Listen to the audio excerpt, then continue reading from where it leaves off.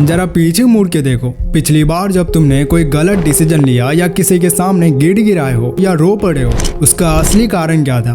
क्या वो दिमाग था?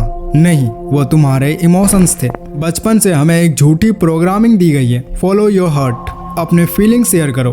मैं तुम्हें एक कड़वा सच बताता हूँ, सोसाइटी चाहती है कि तुम इमोशनल रहो। पता है क्यों?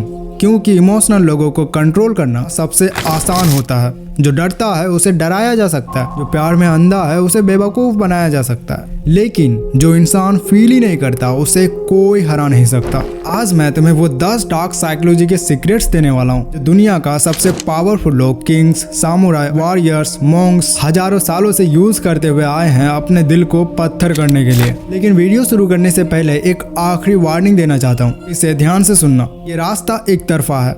एक बार तुमने ये सीक्रेट समझ लिया तो तुम चाहकर भी वापस उस पुराने वर्जन में नहीं आ पाओगे। तुम्हारा देखने का नजरिया बिल्कुल चेंज हो जाएगा। अगर वो कीमत चुकाने के लिए तैयार हो तो ये वीडियो आपके लिए है। Secret number 1, the third person glitch. तुम्हारी सफरिंग का सबसे मेन रीजन है कि तुम दर्द को ऑन कर लेते हो। जब तुम्हें बुरा लगता है तुम अपने दिमाग में क्या सोचते हो? मैं दुखी हूँ या मुझे गुस्सा आ रहा है। यही तुम्हारी सबसे बड़ी गलती है। जब तुम मैं यानी आई वर्ड यूज करते हो तो तुम उस इमोशन के साथ आइडेंटिफाई कर लेते हो। तुम उस इमोशन को अपनी आइडेंटिटी बना लेते हो। इसे तोड़ने का डार्क सीक्रेट है डिसोसिएशन। अगली बार जब कोई तुम्हें हर्ट करे या रिजेक्शन मिले, खुद को अपनी बॉडी से बाहर निकाल कर देखो। इमेजिन करो कि तुम वीडियो गेम खेल रहे हो, तुम्हारी बॉडी बस एक कैरेक्टर है स्क्रीन पर। Instead of saying I am hurt, अपने दिमाग में अपना नाम बोलो और इज हर्ट। जैसे अगर तुम्हारा नाम राहुल है तो यूज करो Rahul is hurt. Rahul hurt feel कर रहा है, राहुल को गुस्सा आ रहा है। ये सुनने में अजीब लग सकता है, लेकिन साइकोलॉजिकली ये तुम्हारे दिमाग के प्रीफ्रंटल कॉर्टेक्स को एक्टिवेट करता है। एमिगडाला जो तुम्हारे इमोशनल सेंटर है उसे शांत कर देता है। तुम विक्टिम नहीं रहते, तुम एक ऑब्जर्वर बन जाते हो। और ऑब्जर्वर कभी रोता नहीं है, वो सिर्फ डाटा कलेक्ट करता है। Secret number 2, the biological settlement. क्या तुमने कभी नोटिस किया जब तुम गुस्से में होते हो या डरे हुए होते हो तो तुम्हारी सांसें तेज हो जाती है, हाथ कपकपाने लगता है। साइंस कहती है कि इमोशंस दिमाग से बॉडी में नहीं आते हैं, बल्कि बॉडी सिग्नल्स दिमाग को बताते हैं कि क्या फील करना है। अगर तुम अपनी बॉडी को हैक कर लो तो दिमाग कंफ्यूज हो जाता है और इमोशंस खत्म हो जाता है। इस टेक्निक को कहते हैं द बॉक्स ब्रीदिंग ओवरराइड, जिसे स्पेशल फोर्सेस और स्नैपर्स यूज करते हैं हाई प्रेशर में अपने हाथ को, अपने बॉडी को कंट्रोल करने के लिए। जब भी हाई इमोशंस हिट करे, पैनिक, गुस्सा या रोना, तुरंत इस पैटर्न को फॉलो करो। 4 सेकंड सांस अंदर लो, 4 सेकंड तक होल्ड करो, फिर 4 सेकंड सांस बाहर छोड़ो और 4 सेकंड तक होल्ड करो। जब तुम जबरदस्ती अपनी ब्रीदिंग को स्लो कर देते हो, तुम्हारा दिमाग पैनिक सिग्नल्स भेजना बंद कर देता है, बॉडी काम हो जाती है।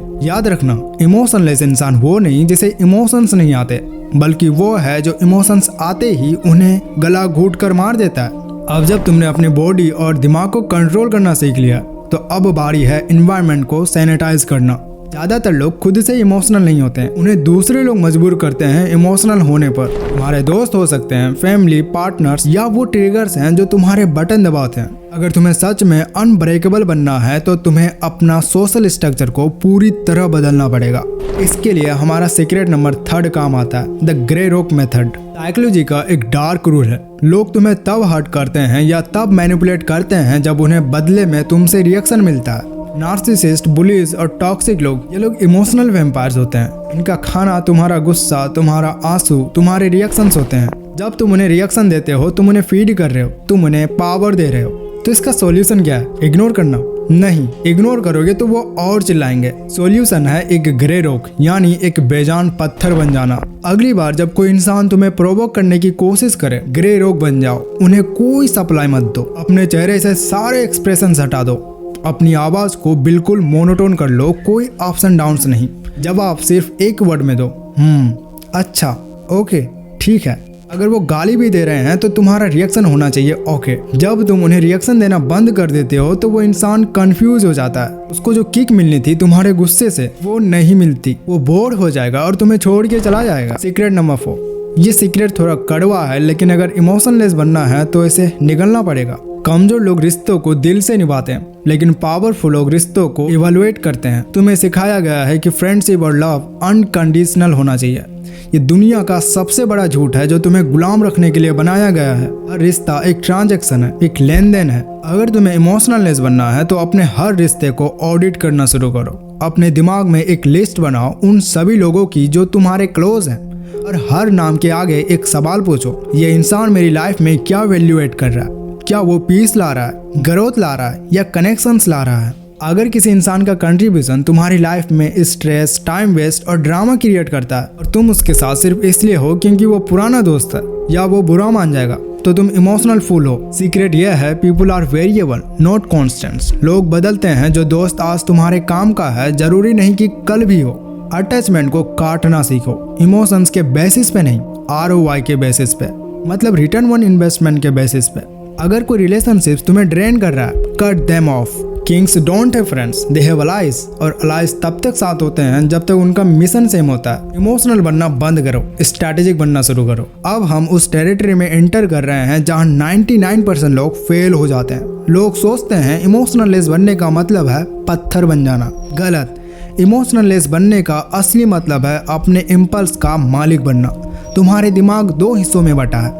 एक है एनिमल ब्रेन जो तुरंत भौंकता है, काटता है, रोता है, और दूसरा है लॉजिकल ब्रेन जो प्लान करता है। प्रॉब्लम यह है कि तुम्हारा एनिमल ब्रेन ड्राइवर सीट पर बैठा है। आज हम उसे पीछे की सीट पर फेंकने वाले हैं। Secret number 5, the 3 second pause. Victor Frankl जो एक कंसंट्रेशन कैंप सर्वाइवर थे, उन्होंने दुनिया का सबसे पावरफुल साइकोलॉजिकल सच कहा था, Between stimulus and response, there is a space. In that space is our power to choose our response. जब कोई तुम्हें गाली देता है और तुरंत तुम गुस्सा करते हो, तो तुम में और एक जानवर में कोई फर्क नहीं है। एक कुत्ते को पत्थर मारो, वो भौंकेगा, उसको चॉइस नहीं है। अगर तुम भी रिएक्ट करते हो तो तुम भी गुलाम हो उस सिचुएशंस के, उस इंसान के। इसे तोड़ने का सीक्रेट है द 3 सेकंड वॉइस। जब भी लाइफ में कुछ बुरा हो, कोई रिजेक्शन, कोई लॉस, कोई इंसल्ट, अपने दिमाग में एक फोर्स स्टॉप लगाओ। तुरंत रिएक्ट मत करो, अपने दिमाग में काउंट करो 1 2 3। ये 3 सेकंड सिर्फ गिनती नहीं है, ये वो वक्त है जब तुम्हारा एमिगडाला यानी इमोशनल ब्रेन शांत होता है और कॉर्टेक्स यानी थिंकिंग ब्रेन वापस एक्टिवेट होता है। 3 सेकंड में ही तुम डिसाइड करते हो क्या मुझे गुस्सा होना चाहिए या मुझे शांत रहकर इसका खेल खत्म करना चाहिए। जो इंसान तुरंत जवाब देता है वो कमजोर है। जो इंसान सुनता है और 3 सेकंड ऑकवर्ड साइलेंस मेंटेन करता है, आंखों में आंखें डालकर देखता है और फिर शांति से बोलता है, वो रूम का सबसे डेंजरस आदमी होता है। Secret number 6, semantic reframing. ये सीक्रेट तुम्हारी रियलिटी को बदल देगा। न्यूरोलिंग्विस्टिक का रूल है वर्ड्स क्रिएट इमोशंस। तुम जो शब्द अपने लिए यूज करते हो, तुम्हारी बॉडी वैसे ही केमिकल रिलीज करती है। अगर तुम बार बार बोलोगे मैं बर्बाद हो गया, मेरा दिल टूट गया, मैं डिप्रेशन में हूँ, तो तुम्हारा दिमाग वही हार्मोन्स रिलीज करेगा जो तुम्हें पेन देगा। तुमने अपने दिमाग को ऑर्डर दिया है दुखी होने का, उसको क्लिनिकल वर्ड से रिप्लेस करो। देखो कैसे। अगर फेल हो गए तो ये मत बोलो मैं फेल हो गया, बोलो मेरा अटेम्प्ट अनसक्सेसफुल था। अगर किसी ने धोखा दिया तो ये मत बोलो मेरा ट्रस्ट टूट गया, बोलो मैंने गलत कैलकुलेशन की थी इस इंसान पर, कैलकुलेशन करेक्ट करनी पड़ेगी। सैडनेस को रिप्लेस करो लो एनर्जी से, एंगर को रिप्लेस करो डिसअप्रूवल से। फर्क देख रहे हो? पहले वाले वर्ड्स में ड्रामा है, दर्द है, दूसरे वाले वर्ड्स में सिर्फ फैक्ट्स है। जब तुम अपने दिमाग से वो भारी भरकम इमोशनल वर्ड्स निकाल देते हो तो दुख फील करना इम्पॉसिबल हो जाता है, क्योंकि दिमाग के पास दुख डिफाइन करने के लिए शब्द ही नहीं बचते। Number 6, pain is just a data. Society ने हमें सिखाया है कि दर्द फील करना बुरा है। अगर बुरा लगे तो रो लो, आइसक्रीम खाओ, डिस्ट्रैक्ट हो जाओ। ये लूजर माइंडसेट है। एक इमोशनलेस इंसान के लिए पेन सिर्फ एक इन्फॉर्मेशन है। सोचो अगर तुम्हारी गाड़ी के डैशबोर्ड पर चेक इंजन की लाइट जले तो क्या तुम उस लाइट पर गुस्सा करते हो? क्या तुम रोने बैठ जाते हो? नहीं, तुम समझते हो कि गाड़ी में कुछ खराबी है जिसे फिक्स करना है। तुम्हारे इमोशंस वही चेक इंजन लाइट है। अगर तुम्हें जेलसी फील हो रही है, इसका मतलब तुम्हारा सॉफ्टवेयर बता रहा है कि तुम्हारे पास वो चीज नहीं है जो तुम्हें चाहिए। Instead of hating that person, work harder. अगर तुम्हें लोनलीनेस फील हो रही है, इसका मतलब तुम्हारा सोशल स्किल वीक है, उसे अपग्रेड करने की जरूरत है। अगर तुम्हें एंग्जाइटी फील हो रही है, इसका मतलब तुम्हें फ्यूचर के लिए प्रिपेयर्ड नहीं हो। अगली बार जब पेन फील करो तो उसमें डूब मत जाओ, खुद को एक साइंटिस्ट की तरह देखो। पूछो ये सिग्नल क्यों आया, इसका रूट कॉज क्या है। इमोशंस को फील करना बंद करो, उन्हें डिकोड करना शुरू करो। जब तुम दर्द को प्रॉब्लम की जगह डाटा की तरह देखती हो तो रोना नहीं आता, सिर्फ सॉल्यूशन दिखता है। Secret number 8, zero expectation policy. दुनिया में दुख का सबसे बड़ा कारण क्या है?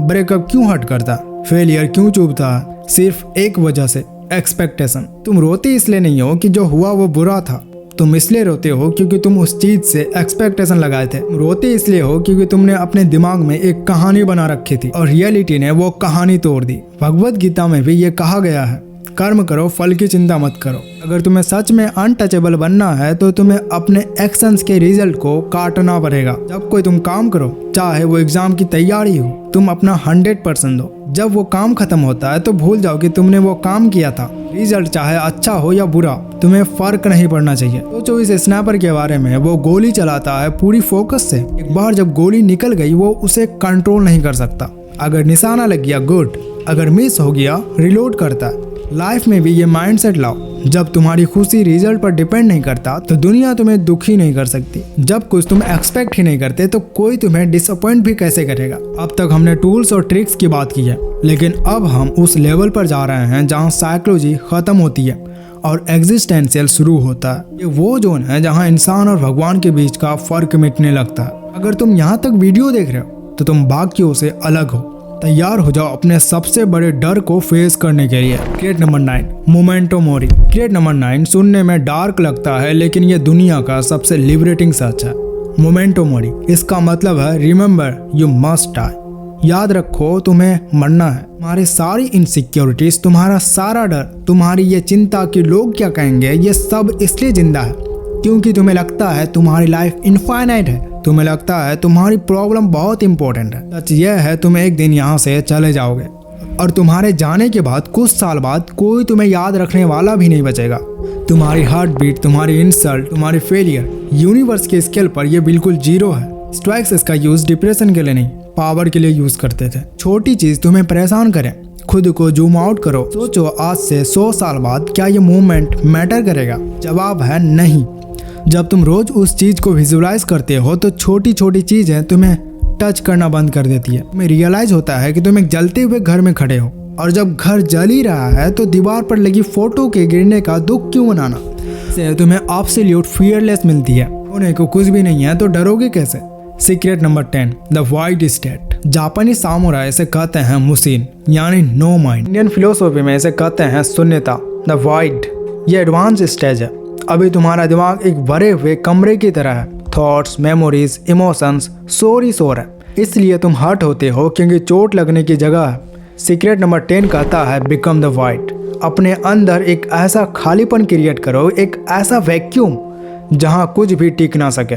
इसे अचीव करने के लिए तुम्हें दिन में कम से कम 20 मिनट्स एब्सोल्यूट साइलेंस में बैठना पड़ेगा। मेडिटेशन नहीं, नथिंगनेस। ना फ्यूचर का सोचो, ना पास्ट का।